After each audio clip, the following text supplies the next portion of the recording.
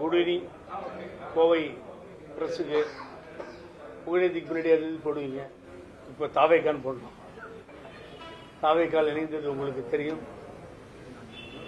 நல்ல திட்டங்களை எல்லாம் இந்த நாட்டிற்கு கொடுத்து மதம் ஜாதி இதன் பெயரால் நடந்த அரசியலை ஒழித்து யார் என்னன்னு தெரியாது, எந்த ஜாதியும் தெரியாது, எந்த வேட்பாளரும் தெரியாது, வேட்பாளர் என்ன ஜாதின்னு புரியாது. இப்படிப்பட்ட ஒரு அமைதி புரட்சி நடந்து முடிந்த சட்டமன்ற தேர்தல்களை ஏற்படுத்தி இந்த நாட்டை ஆண்டு கொண்டிருக்கின்ற மாண்புமிகு முதல்வர் தளபதி அவர்களின் முன்னிலையிலே இணைந்தேன். அதற்குரிய ஏற்பாட்டை அன்போடு இணைத்து வழிநடத்திய மாண்புமிகு பொதுச் செயலாளர் அமைச்சர் ஆனந்த் அவர்களுக்கும் மற்றவர்களுக்கும் நன்றியை தெரிவித்து தளபதி அவர்கள் முன்னாலேயே இணைகின்ற அந்த அரிய வாய்ப்பு கிடைத்தது. 3 புரட்சி ஒரே இலக்கு. 67 பேரறிஞர் அண்ணா ஆட்சி அமைத்தார். 18 ஆண்டு காலம் போராடி மாபெரும் புரட்சி. பின்னாலே புரட்சித் தலைவர் எம்ஜிஆர் அவர்கள் 77 ஆட்சி அமைத்தார். அது மேலும் ஒரு புரட்சி. இன்றைய தினம் ஒரு அமைதி புரட்சியாக இப்பெல்லாம் பாத்தீங்கன்னா ஜோசப் அப்படின்னு கிண்டல் பண்ணுவாங்க. அவர் இந்துவா கிறிஸ்டினான்னு காமிச்சிக்கிறதுக்கு அது ஒரு ஆயுதமா கையில் எடுத்தாங்க.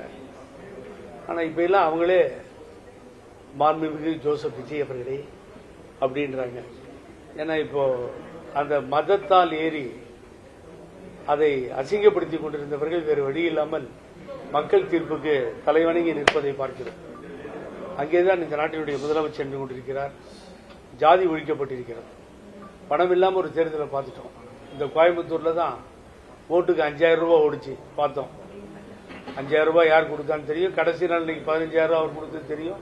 கடைசியில் கொஞ்சம் விளிம்பில் வந்து அவர் வெற்றி பெற்றதும் தெரியும். திமுகவில் யூனிஃபார்மா கூட காசு கொடுக்கறது கிடையாது. ஒருத்தர் கரூர்ல 6000 ரூபாய் கொடுப்பாரு, அப்புறம் தங்கம் கொடுப்பாரு, இங்க 5000 ரூபாய் கொடுப்பாரு. பணம். ஆகவே இப்படிப்பட்ட சூழ்நிலை, பணமே இல்லாத ஒரு தேர்தலை கண்டு இனி பணம் கொடுக்க மாட்டாங்க, பயந்துருவாங்க. பணத்தை வாங்கிட்டு போட மாட்டேன்றாங்கன்ற ஒரு பெரிய சரித்திரமும் ஏற்பட்டிருக்கிறது. இன்னைக்கு வந்த பின்னாடி பார்த்தேன், இந்த ராஜா அன்புக்குரிய நண்பர் ஏன் இப்படி கேவலமா நடந்துகிறாருன்னு தெரியல. நாடாளுமன்ற உறுப்பினர் ராஜா, நீலகிரி நாடாளுமன்ற உறுப்பினர், அவரோடு பழகியது உண்டு. நான் அவர் பேசுற பேச்செல்லாம் ரசிக்கிற மாதிரி இல்லை. ஏற்கனவே அவருடைய தலைவர் முன்னாள் முதல்வர் ஸ்டாலின் அவர்களை அவர் பேசியத வலைத்தளங்களில் போட்டு கிழிக்கி நாசம் பண்ணார். இப்ப என்ன பண்றாரு பாத்தீங்கன்னா, முட்டாள், நாதாரி, லூசு. என்னங்க இது? ஒரு மக்களால் தேர்ந்தெடுக்கப்பட்ட ஒரு முதலமைச்சர். முதல்ல புரட்சித் தலைவர் எம்ஜிஆரே லூசு. நீங்க உங்க தலைவர் திரு ஸ்டாலின் என் பெரியப்பா, அவர் தான் என்ன அறிவுரை சொல்லி இந்த அளவுக்கு எடுத்துட்டு வந்தார்னு சொன்னார். ஆனா அவரையே லூசுன்னு சொன்னீங்க எம்ஜிஆர். இப்ப என்ன பண்றீங்க? இந்த நாட்டினுடைய முதலமைச்சரை நாதாரின்றீங்க, லூசுன்றீங்க. எனக்கு ஒன்றும் புரியலீங்க. என்ன ஏன் இப்படி எல்லாம் பேசுறீங்கன்னு தெரியல. இது மக்களால் தேர்ந்தெடுக்கப்பட்ட முதலமைச்சர். நீங்க இல்ல, உங்க தாத்தா இல்ல, வணங்கிதான் ஆக வேண்டும், வரவேற்றாக வேண்டும். ஆகவே இது என்ன, இவர் முதலமைச்சர் ஸ்டாலின் முன்னாள் முதலமைச்சரை மாட்டி விடுவதற்காக இப்படி பேசுகிறீர்களா என்ற ஐயப்பாடு இருக்கிறது. அவங்க சட்டமன்றம் பேரறிஞர் அண்ணாவினுடைய கன்னிவெடி பேச்சிலே தமிழக சட்டமன்றத்தில் நடந்த வரலாறுகளை எல்லாம் எடுத்து பார்த்தால் நீங்கள் அவ்வளவு அருமையான பேச்சை, சரித்திரத்தில் இடம்பெற்ற பேச்சுக்களை கேட்டிருக்க முடியும். பெருந்தலைவர் காமராஜரும் அப்படித்தான், முதலமைச்சர் ராஜாஜி, பக்தவச்சலம் சொல்லிக்கொண்டே போகலாம். எத்தனையோ புரட்சி தலைவி அம்மா. இப்படிதான் இந்த அசம்பிளி நடந்தது.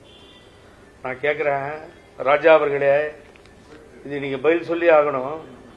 2017 நம்பிக்கையில்லா தீர்மானமா கொண்டு வந்தது அப்போ எடப்பாடி பழனிசாமி. அன்னைக்கு இந்த தமிழ்நாடு அசம்பிளியில் என்ன நடந்ததுன்னு சொல்லுங்க. ராஜாவை பார்த்து கேட்கிறேன். முதல்ல நீங்க சீன் இடம் அண்ணன் திருமாவளவன் அவர்களை விடுதலை சிறுத்தைகள் கட்சி சீண்டி பார்த்தீர்கள். ஏன்னா நீங்க ஒரு தாழ்த்தப்பட்ட சமுதாயம் வேணும்னு சண்டைக்கு போனீங்களான்னு சந்தேகம் வருது. 2017 தமிழ்நாடு சட்டமன்றத்தில் நடந்த கேவலம் இந்தியாவில் எங்கேயுமே நடக்கல. அடிச்சு உடைச்சி சேர, சபாநாயகர் சேர, அந்த சேர்ல போய் 2 பேர் உட்காந்துக்கிட்டு நான் தான் சபாநாயகர்னு சொல்லி என்னென்ன வார்த்தைகள் இருக்கிறதோ அத்தனையும் பேசி மிக தாழ்த்தப்பட்ட சமுதாயத்தை சார்ந்த ஒருவரை சபாநாயகர் என்ற நாற்காலியிலே அமர்த்தி அழகு பார்த்த அந்த அம்மா, அவர் புகழுக்குரியவர். ஆனா நீங்க அதே தனபால் அவர்களை அசிங்கப்படுத்தி கேவலமான வார்த்தைகளை எல்லாம் பயன்படுத்தி இந்த நிகழ்வு நடந்ததா இல்லையா? இதே சட்டமன்றத்தில் 2017 பிப்ரவரியில் இது நடந்தது. ஆனா இன்னைக்கு நீங்க காமராஜ் இருந்த சட்டமன்றம், அது இருந்த சட்டமன்றம், இப்ப சட்டமன்றத்துக்கு என்ன கேடு வந்துருச்சு எனக்கு ஒன்றும் புரியல. டைரக்டர் சபாநாயகரான்னு கேக்குறீங்க, அடிச்சீங்களே சார். ஒரு சபாநாயகரை ஹேண்டிகேப்ட் மாதிரி பண்ணீங்க, நிக்க வச்சீங்க. ஸ்டிக் ஒன்று தான் கையில் இருக்கு. ஆங்கில சேனல்லாம் ரேண்ட் போச்சு. தமிழ்நாடு அசம்பிளி ஸ்பீக்கர் சேர் ரேண்ட் போச்சு. இல்ல எவ்வளவு கேவலங்க. அப்படி சட்டமன்றத்தை அசிங்கப்படுத்திய கட்சி, அதில் இருக்கின்ற நீங்கள் இதை பற்றி பேசலாமா? யோசனை பண்ணுங்க. எதுக்காக இப்படி திட்டுறது பேசுறதுன்னு? நீங்க பேசுறது மூலியமா உங்களை கண்டுக்க மாட்டாங்க. அடுத்து என்ன பண்ணுவாங்க? ஸ்டாலினை பேசுவாங்க. அவர் இப்படிதான் இது போன்ற ஆட்களால் தான் இந்த நிலைமைக்கு வந்தார். ஆகவே இது கேவலமான ஒரு செயல். ஆகவே இதை தூக்கி எறிஞ்சிட்டு இது மாதிரி பேசுவதை ராஜா நிறுத்திக் கொள்ள வேண்டும். இல்லைன்னா நீங்க இன்னொருத்தர் திட்டுறதால ரொம்ப பெரிய ஆளா இல்லைன்னு நினைக்காதீங்க. அதையெல்லாம் பார்த்தாச்சு சார். திமுக வெற்றி கொண்டான்னு அது இது எத்தனையோ பேர் இருக்காங்க இது மாதிரி பேசுறதுக்கெல்லாம். அவருடைய சன் இன்னைக்கு இருக்காரு, சூர்யா வெற்றி கொண்டாரு. இந்த மாதிரி பேசுற வேலையெல்லாம் விட்டுருங்க. அப்புறம் நாங்க வேற விதத்துல பேச வேண்டியிருக்கும். நீங்க தாங்க முடியாது. நான் ஒரு ஹிண்ட்டை தான் கொடுத்தேன் அசம்பிளி. இது பல பேர் மறந்துட்டாங்க, நான் மறக்க முடியாது. எனக்கு கொஞ்சம் சரித்திரம் தெரியும், எனக்கு சட்டம் புரியும். ஆகவே இந்த ராஜினாமா செய்த எம்எல்ஏக்கள், வெளியிலே வந்தவர்கள், ஆதரவு தந்தவர்கள் யாரும் எந்தவித பயத்துக்கும் உள்ளாக வேண்டாம். சட்டப்படி எந்த நடவடிக்கையும் எடுக்க முடியாது, அது நடக்காது. ஆகவே நான் இன்னொரு நியூஸையும் இன்னைக்கு கோவையில் சொல்லிடுறேன். 25 பேர் ஆதரவாக வாக்களித்தார்கள் அதிமுகவில் இருந்து வெளியிலே தாவேகாவிற்கு. அந்த 25 பேரும் தாவேகாவுக்கு எப்பொழுதும் ஆதரவாகத்தான் இருப்பார்கள். இந்த முதலமைச்சரை பாராட்டத்தான் செய்வார்கள். இது ஜனநாயகம் தழைக்க அவர்கள் எடுத்த முடிவு தொடர்ந்து நடக்கும். அதில் எந்த மாற்று கருத்தும் இருக்காது. குரூப்பா வரலாம், இல்ல அவர்கள் அங்கேயே நின்று திரு வேலுமணி தலைமையேற்று, முன்னாள் அமைச்சர் தலைமையேற்று அதிமுகவை காப்பாற்றுகின்ற நோக்கோடு அவர்கள் செயல்படலாம். இது நடக்கும். இது ரெண்டும் ஒன்று நடக்கும் போது பொறுத்திருந்து பாருங்கள். அதாவது ரெண்டு கருத்து, என்னுடைய சொந்த கருத்து.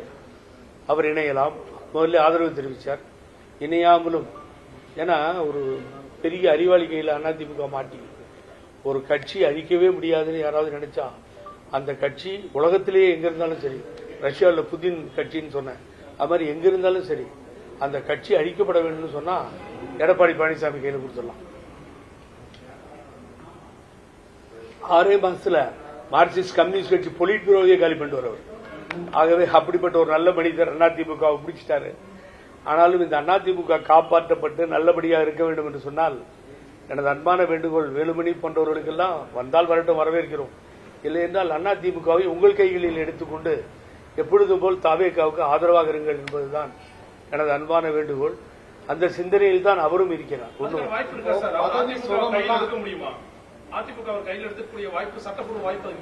சார், ஒரு அறிவாய்ந்தவர் இருக்கிறார்னா கஷ்டம். எவ்வளவு பெரிய அறிவாய்ந்தவர்னு உங்களுக்கு தெரியும். சேக்கிழார் கம்பராமாயணத்தை எழுதினார் சொன்ன அறிவாளி, அபிரகாம் லிங்கன் அபிராமின்னு சொன்ன அறிவாளி, அது இவரே இருந்துட்டார்ல. அவர் கையில இருக்க ஆக்ஸ்போர்ட்ல போய் ட்ரைனிங் எடுத்துட்டு வந்தார் இவரு பழனிசாமி. அதெல்லாம் ஒண்ணுமே கிடையாது. எல்லாம் முடிச்சிட்டாரு சார், கம்ப்ளீட்டா முடிச்சிட்டாரு, எலிமினேட்டர் ஸ்கெலிட்டன் மாதிரி ஆயிடுச்சு ஏடிஎம்கே. ஆகவே அவர் கையிலிருந்து வேலுமணி எடுத்து நடத்துவதற்கு தகுதி வாய்ந்தவர், அதுல எந்தவித மாற்று கருத்தும் இல்லை. வேலுமணி ஃபீல்டு ஒர்க் ஆகட்டும், கட்சியினுடைய ஒர்க் ஆகட்டும், மற்றவர்களாகட்டும், முன்னாள் அமைச்சர் வேலுமணி எந்த விதத்திலும் குறைந்தவர் அல்ல.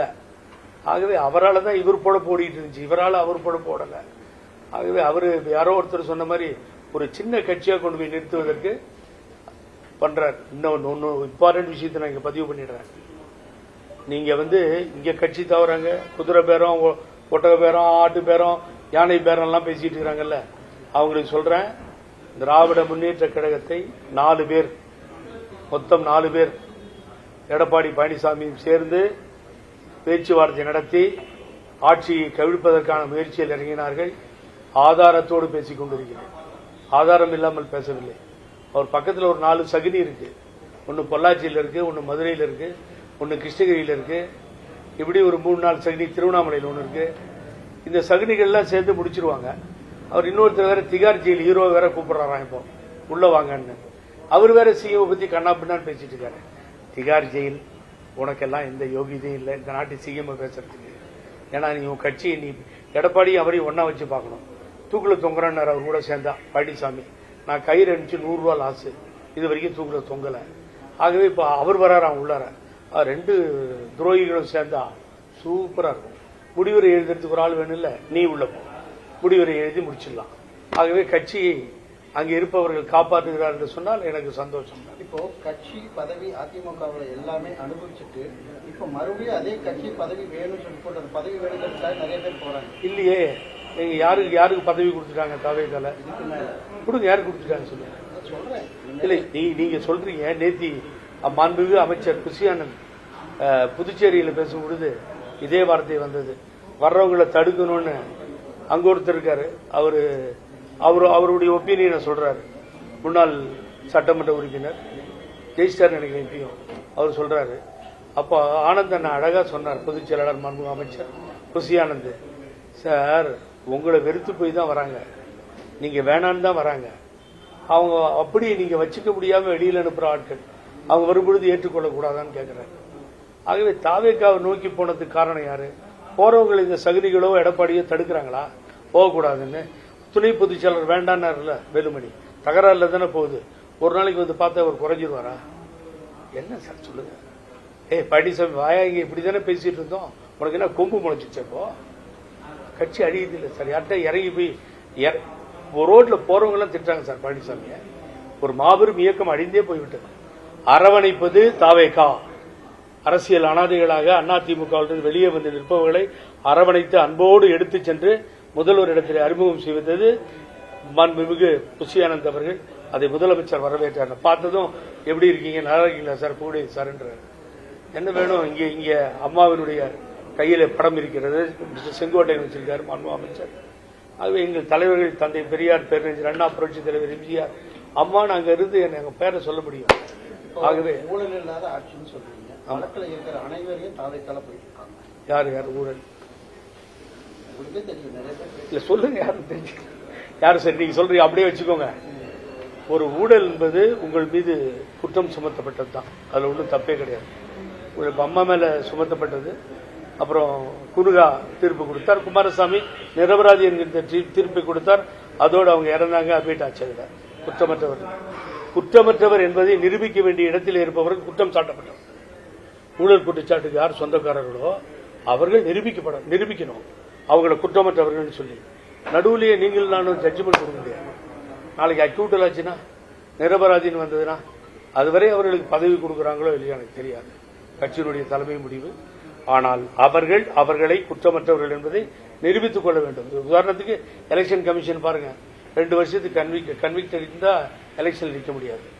அப்போ 2 வருஷத்துக்கு கம்மி இருந்து எலெக்ஷன் நிக்கலான்றான். சோ அது வரைக்கும் நீங்க வந்து நிறைய கேஸை ஃபேஸ் பண்றவங்க எலெக்ஷன் நிக்கிறாங்க. இப்போ ஒன் நேஷன் ஒன் எலெக்ஷனோட வந்து திமுக எம்பிகளும் அதுக்கு சாதகமா, பிஜேபிக்கு சாதகமா வர்ற மாதிரி ஒரு one nation one election one jail, அதான் மோடி. ஆகவே அதெல்லாம் வரும் நம்பிக்கை எனக்கு இல்லை சார். ஆகவே அதுக்குள்ள இந்த பிஜேபி ஆட்சி மாறும். வர நாடாளுமன்றத்தில் பிஜேபி ஆட்சி மாற வேண்டும், மாறும். ஆகவே அந்த நிலை நிச்சயமாக ஏற்படும். அப்புறம் பாத்தீங்கன்னா அவர் இனிமேல் கூட்டணி இல்லை யாரோட, யாரு எங்க ராஜா ஆண்டிமுத்து ராஜா கூட்டணி எல்லாமே தான் கூட்டணி விட்டு போயாச்சு. திமுக கூட யாரும் இல்லையே, இனிமேல் கூட்டணி வச்சுக்கிட்டா என்ன வைக்காட்டா என்ன. ஆகவே தவறான பேச்சுக்கள். அதுக்குதான் இன்னைக்கு அவரை பத்தி பேசணும்னு நான் வந்து இந்த பிரஸ் மீட் பண்ணேன். ராஜா நிறுத்திக்கோங்க, உங்களுக்கும் நல்லா இருக்கும், நமக்கும் நல்லா இருக்கும், அப்புறம் வேற மாதிரி போயிடும். ஆகவே இந்த முதல்வரை பேசுவதை மரியாதையா நிறுத்திக்கோங்கன்னு தான் நான் அன்போட கேட்டுக்கொள்கிறேன். சார் சார் நல்லா இருக்கீங்களா சார்? நல்லா இருக்கேங்க. ஒரு இலக்கு 3 புரட்சின்ற ஒரு மெமோண்டோ, ஒரு நினைவு பரிசை கொடுத்தேன். அவரே எடுத்து காமிச்சாரு, விசாரித்தார். நீண்ட நாளைக்கு முன்னாடியே வந்திருக்கணும், லேட்டா வந்துட்டேன்னு சொன்னேன், நான் பார்த்துக் கொள்கிறேன்னு சொன்னார். அங்கே பூரா அந்த பொதுச் செயலாளர் நல்லா செயல்படுறார், முதல்வரோட போகிறார். ஆகவே தான் ஏடிஎம்கிலிருந்து போறாங்க சார் எல்லாருமே. அந்த இடத்தை அம்மாவுக்கு பின்னாடி நம்ம நல்ல இடத்துல இருப்போம், நல்ல பொறுப்புல இருப்போம், நல்ல இடத்துக்கு வருவோம்னு தான் தாவேகாவை நாடி போகிறார். ஆராசாவோட பேச்சு விரக்தியின் வெளிப்பாடு. ஆராசாவோட பேச்சு விரக்தியின் வெளிப்பாடு. விரக்தியின் வெளிப்பாடு இல்ல. ஒரு முக ஸ்டாலின் ஒருத்தரை பொம்பளை மாட்டி விடணும். அவர் 4 பேர் கண்ணா பின்னான்னு பேசணும். ஏன்னா முதல்வர் பேசும்போது இந்த கட்சியில் இருக்க நாங்க எப்படி சும்மா இருப்போம், அதுக்காக அவரை மாட்டி விடுறதுக்காக இந்த வேலை. கண்ணா பின்னான்னு திட்டினா திருப்பி திட்டுவாங்க. இவர் யார் திட்ட போறாங்க? அவங்க எங்க பாய்வாங்க? அடுத்தது கட்சியினுடைய தலைமை மேல பாய்வாங்க. இந்த மாதிரி வேலை அது வேணும்னே பண்ற வேலையை தான் நினைக்கிறேன். அதிமுக இருந்து நிறைய பேர் இப்ப டிவி கேட்க வந்துட்டாங்க. ஆக்சுவலியாவது கோடநாடு கேஸ் வந்து என்ன நிலைமையில? நிச்சயமாக நல்ல அருமையான கேள்வியை கேட்டீர்கள். நான் பர்சனலா அந்த இன்ட்ரெஸ்ட் எடுத்து முதல்வரிடத்தில் மனு கொடுப்பேன். இந்த கட்சியின் பொதுச்செயலாளர் ஆனந்திடத்திலும் சொல்லுவேன். முதல்வர் மாண்புமிகு அமைச்சரிடத்தில் கொடநாடு விரைவில் விசாரிக்கப்படும். பழைய ஃபைல்ல தோன்றன்ட்டார், ஏகப்பட்ட ஃபைல் தோண்டப்படும். இந்த ஆட்சியை வச்சு லஞ்சத்துல லாவணியத்துல இருக்கவங்களோ மற்றவங்களோ தப்பிக்க முடியாது. ஊழலுக்கு இந்த ஆட்சி துணை போகாது. அதனாலதான் முதல்வர் சொல்றாரு, எங்க வேணாலும் போய் பாருங்க. இப்ப லஞ்சம் கேட்கறதுக்கு பயப்படுறாருன்னு. அப்படி யாராவது லஞ்சம் கேட்டா எங்கிட்டே கொடுங்க, நானே பாஸ் பண்ணி ஃபார்வர்டு பண்றேன். இப்ப அதிகாரி அங்க வாங்காம வெளியே தான் வாங்குறாங்க. நான் வந்து பூராவும் 100% இல்லைன்னு சொல்ல மாட்டேன். ஒரு நாளைக்கு ஏமாத்தலாம், 2 நாளைக்கு ஏமாத்தலாம், அப்புறம் மாட்டிக்கிட்டா ஜெயிலுக்கு தான் போகணும். அதிகாரிகள் லஞ்சம் வாங்க வேண்டும் என்று அவர்கள் நினைப்பார்களே ஆனால் தயவு செஞ்சு வெளியில போயிடும். 4 பேரை சஸ்பெண்ட் பண்ணியிருக்காரு புசி ஆனந்த் மினிஸ்டர், மற்றவர்களும் செஞ்சிருக்காங்க. ஆகவே டெண்டர்லேயே காலி 4 பேர். ஆக ஊழல் நடக்கவே நடக்காது. சட்டத்துறை அமைச்சர், மின்துறை அமைச்சர், அவர் அந்த சட்டத்துறையில லஞ்சம் வாங்கிட்டாங்கன்னு சொல்றாரு. இன்னும் கமிட்டி போடல, ஃபார்ம் பண்ணல, செலெக்ஷன் பண்ணல. செலெக்ஷனுக்கு ஒரு மெத்தட் இருக்கு. இவ்வளவு கேஸ் ஜெயிச்சிருக்கணும் இருக்கு, இவ்வளவுலாம் இருக்கு. அதுல அதுக்கு முன்னாடியே கேஸ் போட்டாச்சு சட்டத்துறையில் லஞ்சம் வாங்குறாங்கன்னு. சில பேர் இப்படிதான் சார் பெணாத்திக்கிட்டே இருக்காங்க. அதே போல எஃபர்ட் டு பாருக்கும் வந்து மறைமுகமா வாங்குறாங்கிற மாதிரி ஏ சார் எஃபர்ட் டு பார் இப்ப முடிய போகுது இல்ல. எஃபர்ட் டு டாஸ்மாக் பாரு, டாஸ்மாக் பாரு கொடுங்க. சும்மா தானே இருக்கும், அதையெல்லாம் கொடுக்கலாம், நோண்டுவோம். சும்மா இருக்க மாட்டோம், பிடிச்சு உள்ள போடுவோன்ற வெயில் சார். அரசியல்வாதிகள் மாத்திரம் இல்ல சார், ஆபீசர்ஸ் இருக்கானுங்க.